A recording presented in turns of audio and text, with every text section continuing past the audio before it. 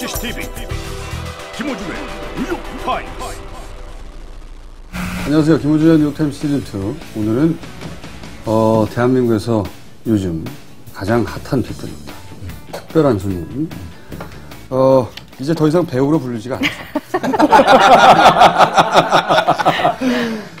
김효진 씨를 모시고 바로 이야기 시작하겠습니다. 김영민의 시사 돼지.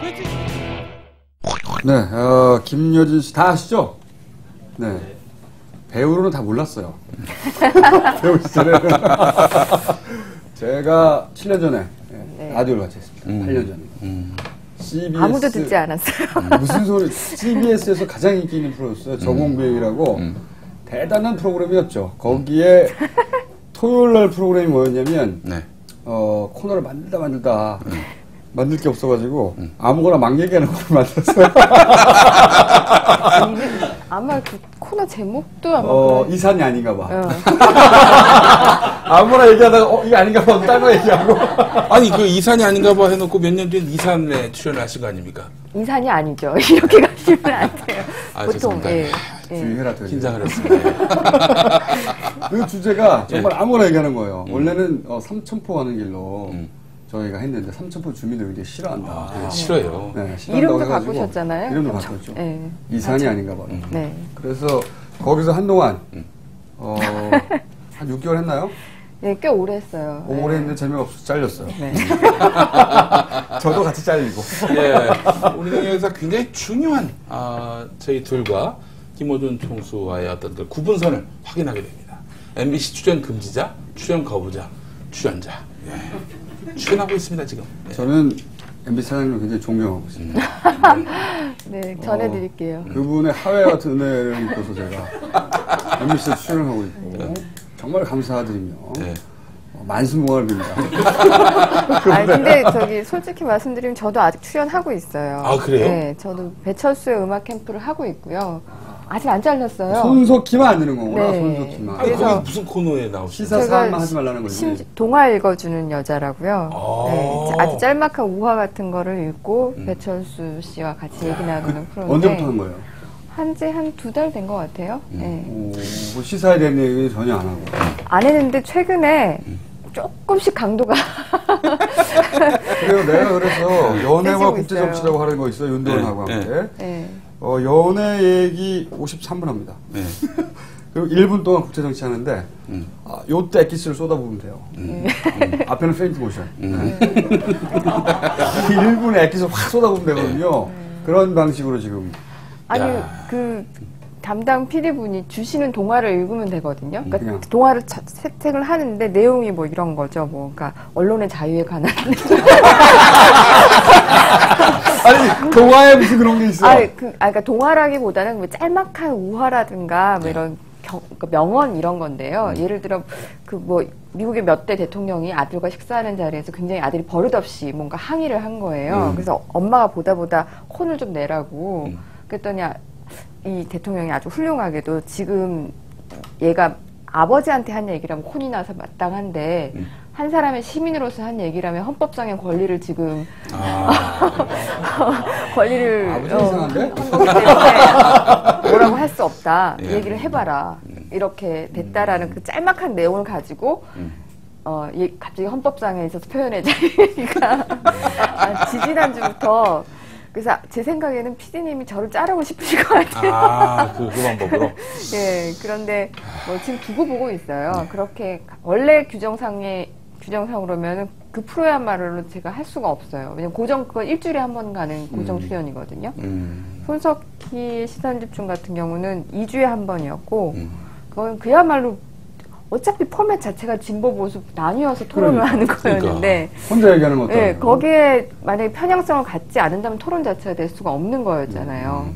근데 지금 프로 같은 경우는 오히려 사실 여기서 만약에 어떤 쪽의 입장이라든가 내 의견을 얘기를 했을 때 위험할 수 있는 프로죠. 근데 아직까지는 회사가 조용하다고 들었어요. 뭐 어떻게 할까 지금 다들 고민을 하고 있는 거예요. 저 얘기 듣다 보니까 굉장히 뭐랄까요? 저는 그렇게 좀 존재의 초라함을 느끼게 됩니다. 사실은 그 경향신문 기자한테 전화를 받았어요. 선배인데 야, 너 MBC 출연한 게 그동안 있었니? 없었는데요. 아니, 근데 출연 거부하면은, 그거는 저쪽에서 웃는다. 이런 얘기를 하는 거예요. 한 번이라도 나가고 난다고 거부를 해야지. 나가게 몇 번 나갔지. 사실 고정 출연입니다. 제 김미화 씨 프로그램에 네. 명절의 마지막 날, 아무도 출연 안 하는 날에는 항상 나갔어요. 그래서 저는 계속 고정 출연이라고 계속 우기고 있지. 명절 고정이요? 예, 명절 고정. 1년에 한 번 오죠. 네, 그랬었는데, 예, 그거저도, 예. 이 소셜 테이너라는 말도 그렇고, 음. MBC의 그 새로 만드는 규정들, 이런 거 막 만들어내고 있어요. 김현 씨가. 예. 나쁜 사람이 악영향을 끼치고 있어요, 지금. 어쩌다 이렇게 됐을까요? 그러니까 그 배우로 돌아가기 힘들다, 이게. 그 영상을 배우를 한번 제대로 떠보지도 못하고. 그러니까요. 영상을 하나 준비했어요. 왜 이분이 이렇게 위험 인물이 됐는지를 우리 한번 영상을 통해서 한번 그간의 발언을 한번 좀 들어보도록 하겠습니다. 떨려요. 안 추우세요? 네, 사실 이렇게 차가운 바닥에 앉아 계신 거 보니까 마음이 아파요. 이렇게 추우실 텐데. 괜찮으세요? 네. 홍대 총장님께 그리고 이사장님께 밥 한 끼 먹자라고 말씀을 드렸었죠.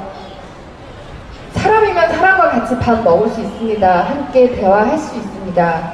지금 일이 어찌 됐건 어머님들 이렇게 오랜 기간 투쟁하는데 단 한 번 얼굴 내비치지 않고 있다는 거, 그것도 교육기관인 홍익대학교 총장님, 이사장님께서 그런 모습을 보여주고 있다는 건 가르치는 학생들에게 사람을 사람으로 대하지 말라, 돈으로 대하라라고 가르치는 것과 다름없다고 생각합니다.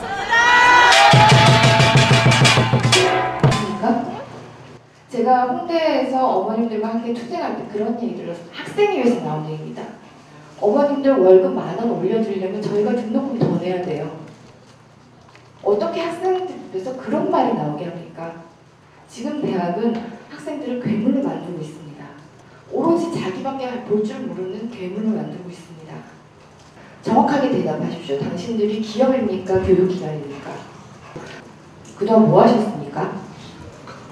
지금에 와서 왜 재단이 어떻고 사학재단법이 복잡하고 뭐 단계적으로 등록금 내려도 이런 말씀 왜 하시는 겁니까? 그동안 뭐셨습니까?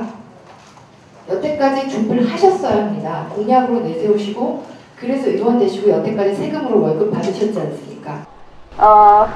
용역분들이 여기 오셨다는 소식을 들었어요. 여러분들은 돌아가셔야 합니다. 여러분들이 지금 여기 왜 와 있는지 본인도 잘 모를 거라고 생각해요. 여러분들 보시기에 여기 모여있는 사람들이 나쁜 사람 같습니까? 여러분들이 때려도 되는 사람이라고 생각하십니까? 저 때리실 거예요? 저 때리실 거예요? 대답하시면 손 들어보세요. 저 때리실 거예요? 여러분들 돌아가셔야 합니다. 여러분들이 여기에 있는 사람을 때리면 여기에 있는 사람뿐만 아니라 여러분도 상처를 받습니다. 여러분들은 평생 이 기억을 잊지 못할 거예요. 여러분들 자식들한테도 이 기억을 얘기해 줄 수가 없습니다. 여러분, 안에 계신 분들은 여러분들이 아버지나 다름없는 분들입니다. 이 회사가 회장 한 사람이 만든 게 아니에요. 배를 만든 건 그분들입니다. 왜 그런지 호기심이라도 좀 가져주십시오. 여러분, 제발 부탁드립니다. 정말 여러분들 위해서 간절히 부탁드립니다. 여러분들의 평생 이 기억을 수치스럽게 갖지 않도록 지금 당장 제발 집으로 돌아가 주십시오. 그 말을 하려고 여기 왔습니다. 서울에서 촬영 마치자마자 바로 뛰어왔습니다. 여러분 제발 집으로 돌아가 주십시오. 부탁드립니다. 제가 보기엔 말이죠. 위험 인물이 많아요. 대단히 위험하고요. 나쁜 사람이 많네요. 이렇게 회장님들을 욕하고 말이죠. 사장님들의 궁지를 몰고, 총장님들. 예. 나쁜 사람이 많고요. 예. 선물부터 소개할까요? 네, 그렇습니다. 자, 많은 사장님들이 제일 도와주고 계십니다. 예. 맛과 영양의 종결, 명품 피자 라피자, 의리의 라피자를 함께하고 있고요. 뉴욕타임스를 늘 시청하신다는 김모 씨께서 부친이 안성 죽산면에서 재배하고 있는 명품 표고버섯 콩순이와 버섯돌이를 보내주셨습니다. 자, 대전 중구의 여성 헤어 액세서리 전문업체 노랑누리. 여기서 예쁜 핸드메이드 액세서리를 협찬해주고 계십니다. 장애인 보호작업센터 행복을 파는 장사꾼에서 핸드메이드 예쁜 장미꽃 모양 비누를 협찬하셨습니다. 우석군 박사가 당분간 내 글에 가장 많은 영향을 준 책으로 기억될 것 같다라면서 극찬한 베스트셀러 시민들이여 시장에 빼앗긴 권력을 되찾아오라. 예, 라즈 파텔 박사의 경제학의 배신을 북도돔 출판사가 협찬합니다. 핸드메이드 디자인 액세서리 슈가 스프레이에서 상품권을 협찬해 주셨습니다. www.sugarspray.co.kr에서 아름다운 액세서리를 구매할 수 있습니다. 정말 탐나는 액세서리가 많다고 작가가 썼습니다. 예. 주식회사 펜타토닉에서 독특하고 특별한 공연 드로잉쇼 히어로 공연 관람권을 협찬합니다. 문화의 메카 충무로 명보 아트홀에서 연일 대박 행진이 이어지고 있는 드로잉쇼 히어로는 재미와 감동이 넘치는 미술 퍼포먼스입니다. 이 여름 달려가 보시면 후회 안 하실 거다 이렇게 적혀 있네요. 예. 한양대학교 모 실험실에서 손 아무개 양이 김어준 오빠에게라는 개인적인 선물을 뉴욕타임스에 또 보내오셨어요. 이건 뭐 청취자 여러분들이나 방청객분들에게 드리는 게 아닙니다. 자, 이 선물을 제가 뜯어보겠습니다. 이거는 어준 오빠 거예요. 연양갱인 것 같습니다. 연양갱. 예. 자, 그리고 이거는 어준 오빠를 위한 비아그라가 아니라 이게 뭐죠? 진통제네. 예, 진통의 열쇠. 자, 편지를 소개를 해드리겠습니다. 저희 뜯지도 않았어요. 이 자리에서 처음 개봉하겠습니다. 저에 대한 자료를 보고 나면 그에 대한 얘기를 할 줄 알았어요. 그건 다 끝났어요 이제. 전혀 상관없이 그냥 갑자기 선물로 넘어가는 독특한 구성이군요. 선택사항이 있습니다. 네. 이회창, 김근태, 이건희 셋 중에 누구 성대모사로 이 편지 읽기 원하십니까?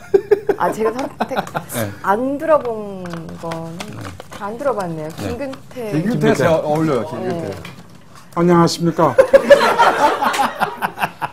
김어준 오빠께 약사들과 함께한 지난주 방송 방청객으로 관람 잘했습니다. 지난주 오셨네. 네. 말씀하시지. 편지 칼은 오빠 쓰시고 별다방 충전 카드와 진통제 동봉했습니다. 김평론가님, 정전 의원님과 함께 시원한 커피 한 잔이라도 함께 하시기를 바라겠습니다. 스타벅스 카드를 보내주셨어요. 예. 그리고 편지를 뜯는 편지 칼인데 왜 편지 칼을 보내셨어요? MBC에 유일하게 출입하니까 품고 있다가 자, 감사합니다. 어쨌든. 네. 이번 이번에 그 일반 의약품 슈퍼 판매와 관련해서는 환자들 또 동네 약사 선생님들 사이에 새로운 관계 형성을 기대해 봅니다.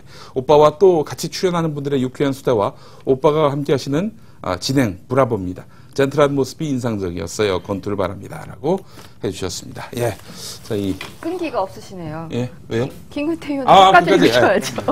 대단히 감사합니다. 대통합의 미랄이 되겠습니다. 오빠의 민정이가. 예. 그렇죠. 그래야 또 마지막에 그것까지 해요. 예. 오빠의 민정이가. 김근태. 오빠의 민정이가. 프롬 근태.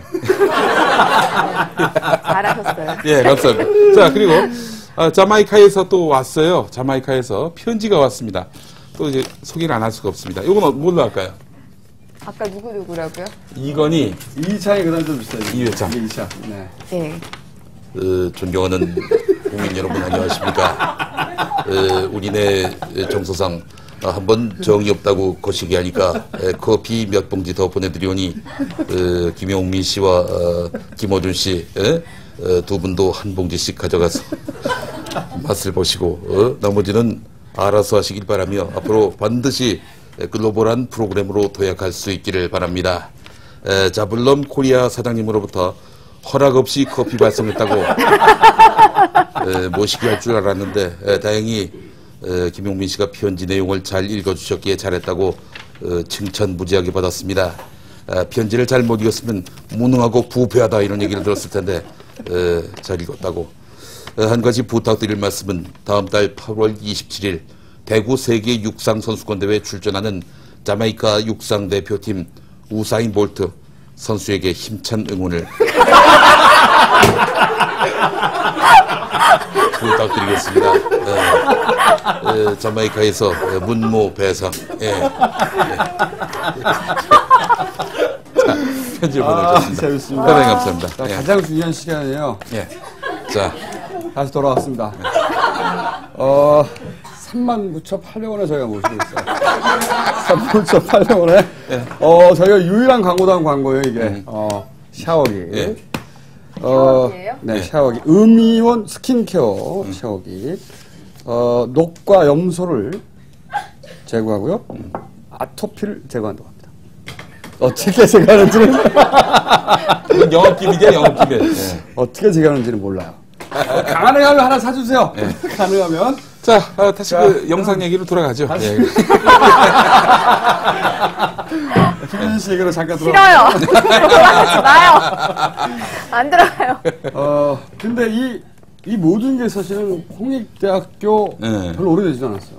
정말 몇 개월 사이에 초스피드하게 대한민국에서 가장 중요한 소셜 트레이너가 됐어요. 아니, 근데 그 이전부터 이미 뭐 북한 어린이 돕기라든지 이런 그런 건 안 알려줬어요. 그러니까 그 별 전체적으로 이제 뭐랄까 좀 이건 대단히 개인적인 원래 그 제가 알기로는 이제 학창 시절에 다소 빨간색으로 물들어 있던 시절이 있었죠. 그랬죠? 네. 네, 그랬었고 네. 그 이후로는 이제 배우 배우로 데뷔하신 이후에 크게 빛을 보지 못한 상태로. 근데 배우의 그 데뷔 과정 제가 한겨레 21 특강 때 모시고 그래요? 그랬었는데 그 과정이 굉장히 드라마틱해요. 어떤 예. 그랬잖아요. 예. 연극 시작했었을 때가 그때도 얘기했다. 아마 잊어버리신 것 같고. 잊어버렸을 거예요. 아니 예. 그러니까 대학 졸업, 그러니까 학교 다닐 때 운동을 하고 운동을 하게 여기서 되면 운동 이런 운동 말고요. 학생 운동 말고. 사실 전 주로 이제 철거 지역에 있었어요. 철거 지역에 주로 있다, 거의 3, 4년을 그렇게 있다 보니까 너무 지치고 힘들어서 아무 이유 없이 나 너무 힘들다 이러고 딱 그만뒀었어요. 뭐 이게 옳다 그르다 뭐 앞으로 전망이 어떻고 이런 생각 안 했고, 일단 학점 나쁘죠. 기소도 됐었기 때문에 일단 뭐 기업에 취직하는 것 자체는 굉장히 불가능한 상태였고요. 그래서 죽을까? 이렇게. 진짜? 약간 좀 이렇게 한 두세 아직 달을 어렸으니까. 아무것도 할 게 없고 하고 싶은 것도 없고 그게 자기가 뜰 거 몰랐죠. 사람도 뭐 만날 쉽지 않을 때 연극을 처음 보러 갔었어요. 그게 거의 생애 처음 본 연극인데 보고 너무 좋았던 거죠. 그래서 안 일어났어요. 끝나고 나서. 그래서 관계자한테 제가 포스터 붙여드리겠다 말을 했더니 비웃으면서 내일 아침에 와라 이러더라고요. 그럼 보통 그렇게 가면 안 돌아온대요. 제정신이 들기 때문에. 대부분 안 온대요. 그것도 아침 9시까지 오라 그랬거든요. 그 시간에 절대로 안 온다는 거죠. 근데 갔어요. 가서 포스터 붙이기 시작했고 매일 연극을 2번씩 보고 그게 한 2달 좀 보니까 다 외웠죠. 하루 2번씩 매일 봤으니까요. 대사를 다 외우고 있었는데 그때 당시 이제 주인공이었던 박상아 씨가 슈퍼탤런트 대회를 나가셨어요. 대상을 받았어요.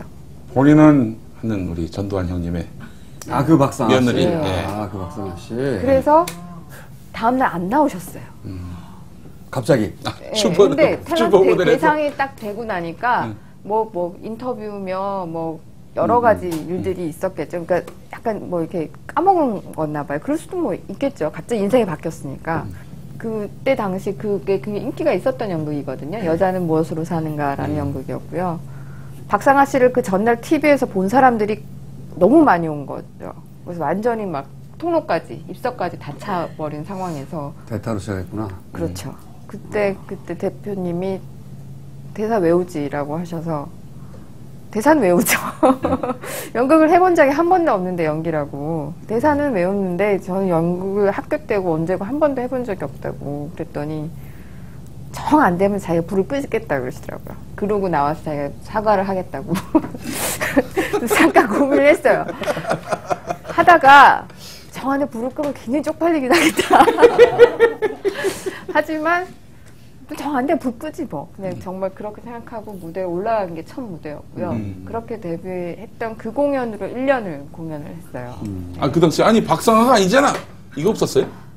사람들은 처음에 약간 헷갈려 하다가요. 이게 원래 처음에 긴가민가 하다가 그게 근데 그 공연이 워낙에 더블이 하는 공연이었었어요. 그러니까 그때 박상아 씨 말고도 또 한 사람이 김정란 씨, 지금 김정란 씨, 플라트 김정란 씨였는데 그분은 그날 지방에 촬영이 있는 날이었고 그러니까 박상아 씨가 해야 되는 날이었으니까 그 사람들은 저게 김정란일까 박상아일까 계속 헷갈려하면서 보신 거죠, 그냥. 예, 그러니까. 그러면 이 소셜 테이너는 다 박상아 씨 때문에 거기서 출발해서 시작돼 여기까지 온 거네요. 연기는 그렇게 시작했죠. 그리고 연기를 안 했으면 말이죠. 연기를 안 했으면 사실은 자기가 가진 자산 중에 하나 굉장히 중요한 자산인데 대한민국에서 여배우가 이렇게 나와서 이런 현장에서 이런 식의 발언을 한 적이 한 번도 없거든요. 거기서 나온 파괴력이 좀 대단한다고. 제가 나와서 이런 발언을 하면요 안 지켜요. 뉴스도 안 돼요 전혀. 근데 요새 김어준 씨가 혹시 뭐 슈퍼모델 대회 가서 대상 받을 일은 없을까? 그러면 뉴스에 나죠. 거꾸로. 그러니까 전혀 그럴 것 같지 않은 사람이 여기 와서 사실은 항상 여기서 일하던 사람들보다 훨씬 더 강성으로 그리고 그런가요? 호소력 있게 네. 얘기하면서 파괴력이 엄청나게 생겼고 좀 권력을 가졌어요 지금. 근데 이 권력을 보통 가지면 겁이 나거든요 보통은. 너무 큰 권력을 순식간에 가지면 웬만한 사람 아니면 겁나요. 그러지는 않았어요? 너무 많은 사람이 주목하고 물론 여기 쫙 갈립니다. 대부분은 겁나고 소수는 즐기기 시작해요. 저 같은 경우는 아직 사실은 실감은 잘 못하겠고요. 거짓말.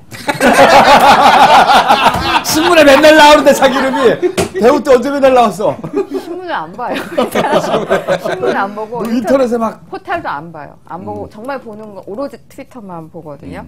그러니까 트위터도 넘쳐나는데. 그렇죠. 팔로워가 느는 것 때문에 그러니까. 그거는 그냥 기분이 좋죠. 팔로워가 느니까 그거랑 공격받기 시작한 거. 그러니까 흔히 말로만 듣던 뭐 안티들이 몰려오는. 예, 이 저기 달걀 모양의 그 팔로워들이 갑자기 막 달걀 대거- 모양. 자기 사진 올리지 않는.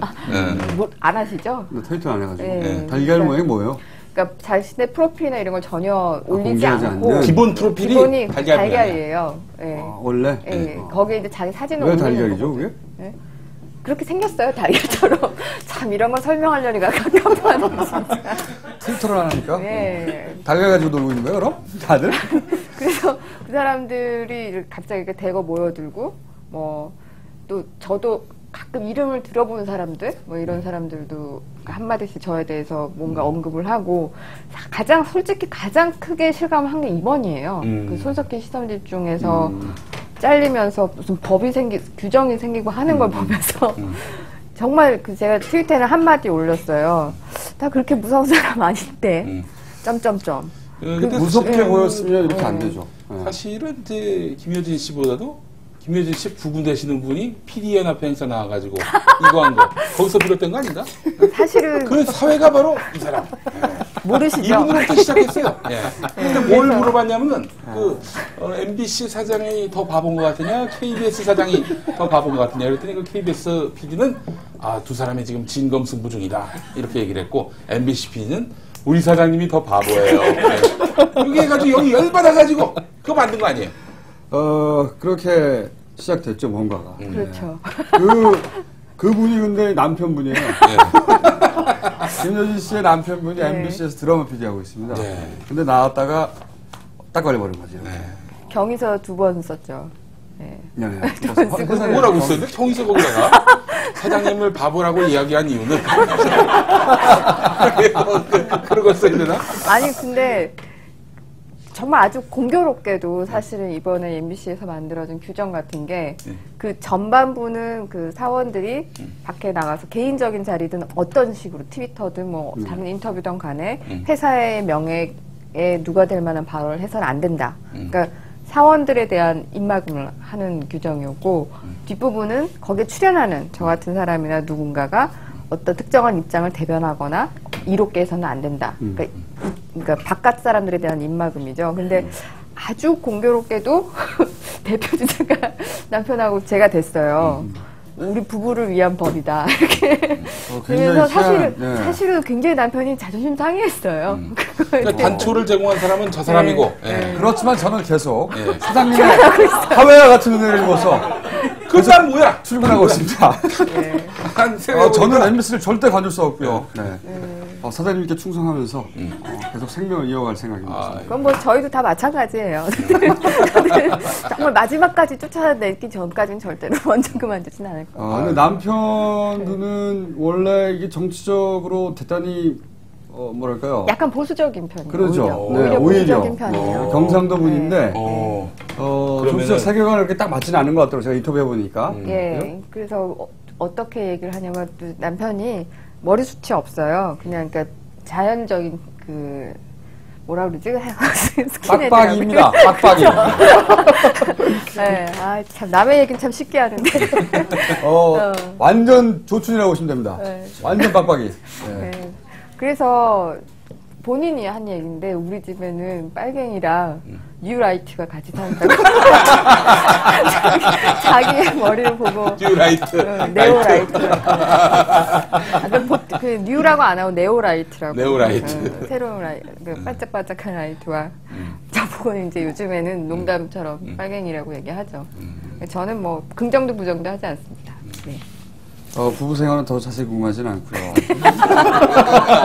잘 알아서 사시겠죠. 네. 근데 이 최초의 홍익대학교 모든 사태가 시작된 발원지. 어쩌면은 시간이 오래 지나고 나면 이 사건을 사회적으로 여러 의미에서 기록할 것 같아요. 네. 그리고 거기 김효진이 등장할 것 같은데. 여기 왜 간 거예요? 왜 갑자기 여길 가야 된다고 생각한 거예요? 한 꼭지가 확 돌았던 그 어떤 사건의 단면이라든지 뭐 혹은 뭐 무슨 발언이라든지 그렇진 않아요. 그러니까 이게 조금씩 쌓여온 건데 네. 전 가을이고요. 네. 가을부터 시작됐던 게 청소노동자분들 투쟁이 서울대학병원에서부터 시작이 됐었어요. 그러니까 그거를 트위터를 보다 보면 그게 굉장히 생생하게 전달이 돼요. 기사가 아니라는 거죠. 그 현장에 있는 사람들의 목소리가 바로 들리고 사진이 바로 올라오니까 이게 가슴이 정말 볼 때마다 쿵쿵 뛰는 거예요. 이분들이 어떻게 대접을 받고 정말 훨씬 어린 사람들한테 막 근데 제가 보면 묵직거리고 그런 이랬던 거. 그 생생한 이야기를 들어도 이게 내 이야기로 들리지 않고 혹은 뭐 가슴 좀 아파도 누군가 해결해 주길 기다리고 그리고 가능한 외면하려고 하는 게 보통 정서란 말이죠. 그리고 본인이 학생운동을 했다고 해서 학생운동한 사람 많아요. 다 달려가지 않는다고. 그러니까 왜 그게 그렇게 가슴이 아프고 왜 꼭 가야 됐던 거죠, 그게? 1번 어차피 지금 들어온 드라마도 없고. 맞아, 실때는 실때였었어요. 그때가 영화 한 편하고 그 연극 한 편을 막 끝낸 때였고요. 그 두 편의 영향이 좀 있었던 게 그게 하나가 엄마를 부탁해라는 연극이고 하나가 아이들이라는 영화인데 둘 다 이제 엄마의 마음에 관한 영화고 연극이에요. 그러니까 그러면서 딱 주제가 뭐냐면 이거예요. 세상에 공기 같은 존재들. 그러니까 우리가 아주 평범하게 늘 그냥 너무 당연하게 있는 사람이라고 생각하는 사람들. 그게 이제 엄마라고 표현이 되죠. 이제 그런 사람들에 대한 이야기를 무대에서 매일 하는 거예요. 그러니까 좀 이렇게 감수성이 좀 말랑말랑해져 있었을 때였었어요. 굉장히 이렇게 좀 툭 하면 눈물이 나고 굉장히 감정적일 때였는데, 홍대 같은 경우는 사실, 글쎄요. 자기가 나온 학교도 아니잖아요? 그렇죠. 근데, 뭐, 그러니까 아주 현실적으로 예를 들자면, 제가 그때 매니지먼트사를 딱 그만뒀을 때고요. 7년간. 관리소를 했다는. 이게, 왜냐면, 관리소월. 이게 연기자나 이런 사람들이 만약에 정말 마음이 나더라도 이 그렇죠. 생각을 딱 하기 시작하면, 이게 복잡한 거예요. 제가. 그렇죠. 왜냐면 혼자가 아니라 회사에도 피해를 예, 끼치니까. 끼치기도 하고 저쪽에서 시비 걸기 시작하면, 뭔가 어딘가에서 이렇게 얽혀 있을 때. 근데 회사에 그게. 세무조사가 들어온다든가. 그렇죠. 이게 한 7년 정도 있었던 굉장히 오래 기간 일했던 회사랑 그때 딱 그만뒀었어요. 그래서 처음 사실은 그 데뷔하고 나서 거의 처음 프리가 된 그 혼자가 됐던 때고 일단 감정적으로는 굉장히 이렇게 말랑말랑해진 상태였었고 지금은 기획사가 있어요? 아니 지금 아직까지 못했죠. 더 더 이상 앞으로 힘들어요. 혼자 쭉 가야 돼요, 이제. 네? 그럼 1번은 스케줄 비어서, 2번은 관리소월, 3번은 심신이 흥분 상태. 이 세 가지가 다 맞아 세 가지가 떨어졌어요. 맞아 떨어졌군요. 근데 그때 오전에 누군가 한 분이 찾아갔었다는 얘기를 올렸었어요, 트윗에. 저도 계속 이걸 어떻게 하면 될까? 후원금을 입금하고 거기에 따른 소식들을 계속 리트윗하고 하고 있었지만 간다는 생각을 못 했는데 이게 참 한 사람의 힘이라는 게 한 분이 야구르트랑 이 빵 들고 잠깐 찾아갔더니 엄마들이 손잡고 우시더라는 거예요. 너무 고맙다고. 한 시민분이. 그 얘기를 듣고는 가보고 싶은 마음이 좀 들었고 그때쯤 이제 올라온 게 쌀하고 김치가 떨어졌다. 그러니까 쌀하고 김치가 떨어져서 사람들이 이제 막 보내기 시작하고 그런 움직임들이 있기 시작했을 때예요. 거기다가 이제 뭐 홍대 총학생회장이 그분들 집회하는 걸 직접 나서서 막는 사진 한 장이 이제 올라왔죠. 부사대 역할을 학생들이 하는. 네. 학생들이 자기가 하는 행동 의미를 스스로 모르는 거죠. 네. 그러면서 이제 아까 영상에서 나왔듯이 어머님들이 월급 올려달라고 하면 우리가 등록금을 더 내야 됩니다. 이런 그런 이야기들이 날리고. 사실 나오기 시작하면서 두 가지 경우가 다 사실은 마음이 아팠었어요. 어머님들 경우도 그렇지만 그 학생들을 이게 도대체 무슨 아니 어떻게 하면 애들이 이런 마음으로 대할 수가 있지? 라는 생각이 들었죠. 각하에게 배운 거라고. 이미 국가조차 기업이 됐기 때문에 대학 정도야 뭐.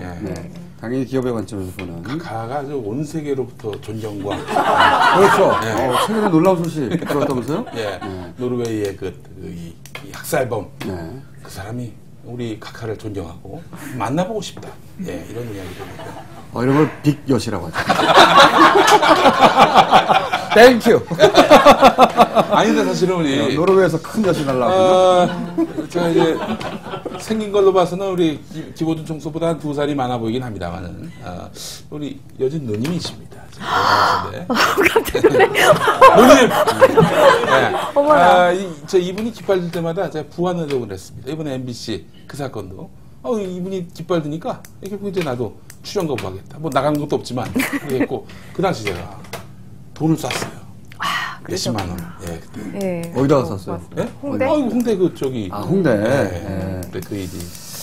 자, 여기서 말이죠. 그래서 이제 배우가 노동자 분쟁 현장에 직접 찾아와서 발언하고 그리고 분쟁을 직접 해결하려고 하고 처음이었어요.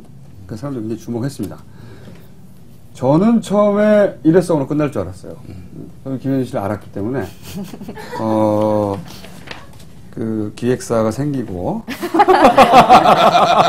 스케줄이 생기고 흥분이 가라앉고 하면 또 바빠질 테니까. 근데 여기서부터 논스톱이 됐어요. 논스톱이.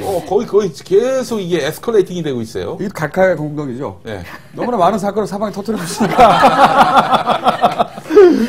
근데 제가 궁금한 또 첫 번째는 그거였고 왜 갔느냐 이해됐어요 이제. 흥분 상태. 근데 이제 첫 번째 그러고 나면 아까 얘기한 대로 내가 빚지고 있던 마음을 어느 정도 털었거든요. 빚진 마음도 있단 말이에요. 그럴 때 털었으면 두 번째는 안 갈 수도 있잖아.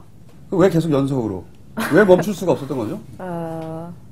이게 아주 개인적인 거에서 사실은 비롯되는데 반값 등록금 문제 같은 경우는 제가 그 전부터 좀 관심이 있었어요. 그러니까 오히려 관심이 없는 게 홍대보다. 뭐야? 뭐 다 관심이 있었다.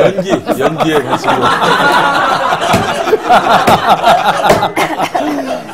김효진 씨는 말이죠. 지금 사방팔방에서 너무 띄워주기 때문에 가끔씩 눌러줘야 돼요. 그럴 때 우리는 연기 얘기를 해야 돼요. 아이들이 조금만 더 잘 됐어요. 나쁘지 않았지만. 그런데. 아무튼.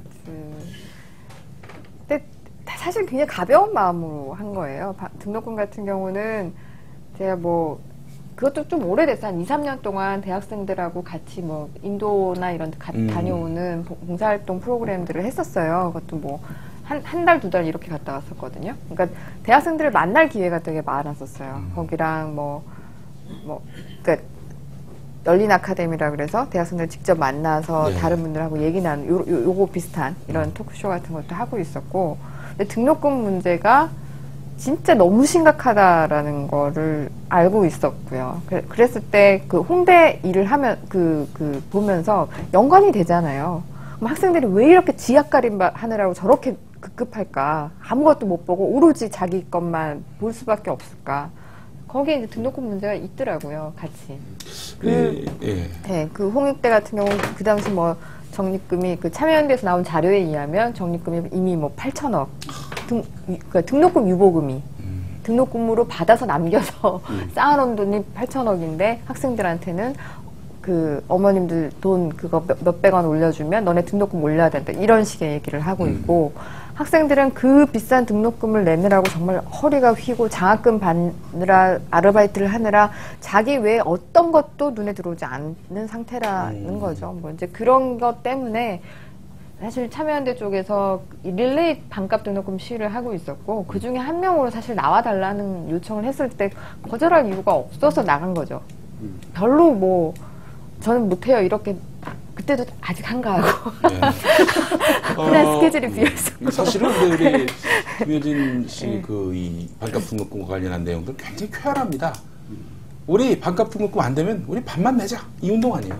네, 그랬었죠. 그거가 어느 날 그냥 트위터를 하다 보면 그런 이렇게 발칙한 생각들이 할 때 그냥 바로 올릴 수 있잖아요. 근데 그런 거였었어요. 어딘가 가다가 그 생각이 난 거죠. 그러니까 트위터 안에도 발칙한 생각이 계속 나는데. 근데 그죠? 그런 거를 트위터라는 도구가 있으면 거기다 대고 얘기를 할 수가 있잖아요. 나는 그냥 말로 하는데. 근데 그게 훨씬 더 파급력이 있죠. 사람들한테 빨리 퍼져요. 그러니까 제가 딴 걸 한 게 없어요. 트위터 한 거밖에 없어요, 사실. 트위터 한 거밖에 없는데 그게 굉장히 사람들한테 파급력을 갖게 된 거고 어느 날 그 생각을 했어요. 맨날 반값 등록금 투쟁은 저희 때부터 했었거든요. 맨날 삭발해요. 맨날 접고하고. 이런 거 말고 제가 두 분께서 그럼 그때 투쟁에 그때 삭발한 것이 아직도 나지 않는 절대로 삭발은 할지언정 삭발 투쟁을 할 사람은 아니고 그럴 거면 차라리 그냥 그 상상을 한 거예요. 모든 학생들이 다 똑같이 등록금 고지서를 받고 반만 내는 거야 그냥. 그러고는 시침을 떼는 거지. 우리 그렇게 들었는데 이렇게. 그렇게 하기로 했지 않냐고. 그렇게 들었잖아 이렇게 하면 어떨까. 않겠습니다만은 최소한 이런 일들은 항상 지치거든요. 반응이 없기 때문에 상대방이. 그리고 결정권을 상대가 지치고 있기 때문에 하다가 지쳐요 언제나. 지치게 안 하게 만드는 사실 방식인 거죠. 굉장히 중요하거든요. 버티게 만들어주는 거. 그렇게 하면 근데 이제 그게 호응을 얻었었고 뭐 반값 등록금 투쟁에 가게 됐고 한진 같은 경우는 간단히 그것도 그냥 김진숙 지도가 트위터 굉장히 열심히 하시는 분이고 둘이 베프예요. 트윗상에서 가장 많은 가장 많은 멘션을 주고받는. 그 정도는 나도 알아. 이 사람아. 아니 달걀을 모르면서. 베프는 딴 데서도 쓰잖아. 그런가? 아우 자존심 상해. 최근엔 제가 사실 어떤 기자분이 트윗을 안 하신다 그러면 인터뷰도 안 해요. 왜냐면 일일이 설명하기가 너무 지난한 거라. 근데 다른 사람들이 다 신기해서 왜 한진에 무슨 상관이 있어서 가냐 그러면 그거밖에 명확하게 말할 게 없어요. 그분하고 친구예요. 트윗상에서. 너무 친해요.